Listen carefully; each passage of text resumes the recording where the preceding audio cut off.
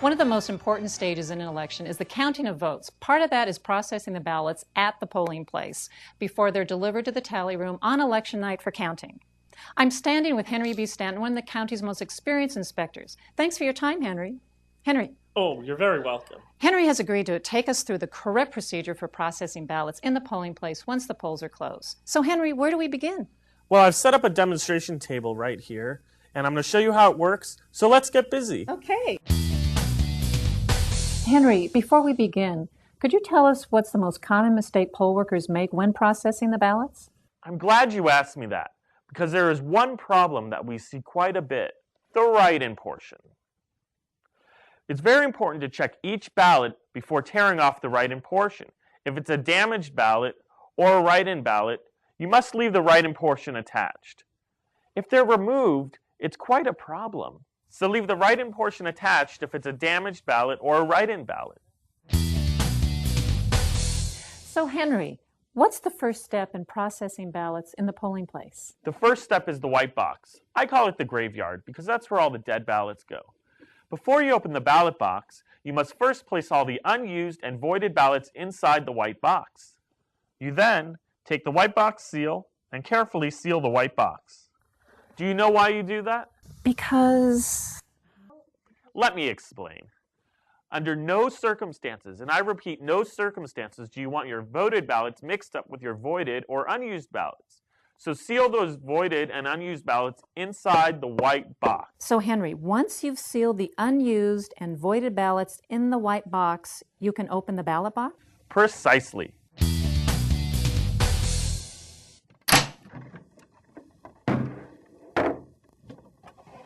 The first thing we do is separate the provisional and vote-by-mail ballots. The provisional are pink envelopes. The vote-by-mail are lavender. You separate the provisional and vote-by-mail into separate piles. What do you do once you separate them? You count them. Enter the total number of provisionals on line 5 of the official ballot statement. Before you place the provisional and vote-by-mail envelopes inside the ballot security envelope, you count the total number of provisional and vote-by-mail and enter that number on the front of the ballot security envelope. And seal the ballot security envelope. This is a regular voted ballot. Do you know why? No. No writing on the write-in portion. So no writing means it's a regular ballot. Exactly. Do you know what we do next? Let me tell you.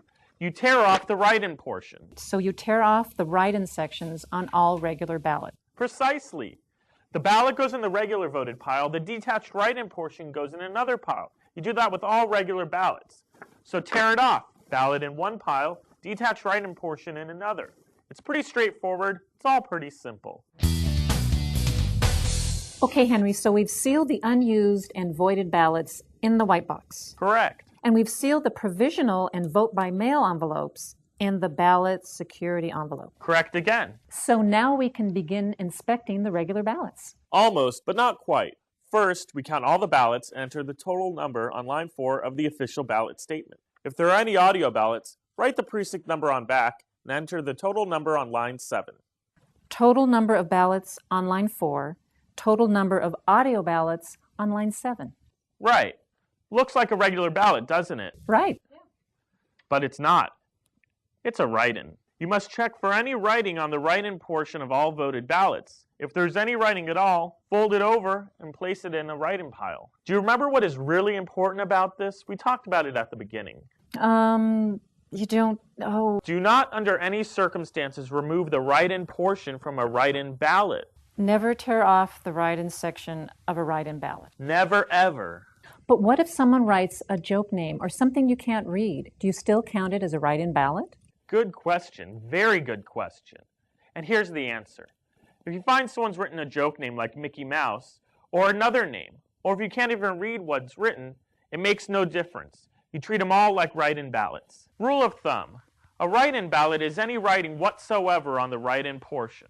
Okay, Henry, we've covered write-in ballots, but what about damaged ballots? What is a damaged ballot? Ah, yes, damaged ballots. There are several types. If you find that the ink mark has smeared outside the bubble and into another, or if you find that the ballot is torn or creased, they're all considered damaged ballots. You fold over the write-in portion and place it in your damaged ballot pile. Now we load the ballots in the red box. Do they go in any particular order? Of course. Regular ballots go first. After all the write-in portions have been torn off. Very good. Make sure all the ballots are face up and all the ballots are lined with the trimmed corner. Regular ballots first with the write-in section torn off. Write-ins with the write-in sections folded over. Damaged ballots with the write-in sections folded over. Audio ballots with the precinct number written on the back. After you've loaded the ballots, you add the ROV card, the precinct ballot log, and the signed red copy of the official ballot statement. Final step, you put the top on the red box and seal it with the red box seal, making sure you cover both edges of the top. So that's ballot inspection in the polling place. Pretty much, but there's one last thing. The write-in portions you tore off, bundle them up, place a rubber band around them, place the bundle in the envelope provided. Then seal the envelope, place it in the black supply tub, along with the other supplies. That leaves you with the ballot security envelope, which goes inside the green striped envelope, along with the roster of voters, all copies of the street index, and any other items which are listed on the green striped envelope. And don't forget, this is a very important step.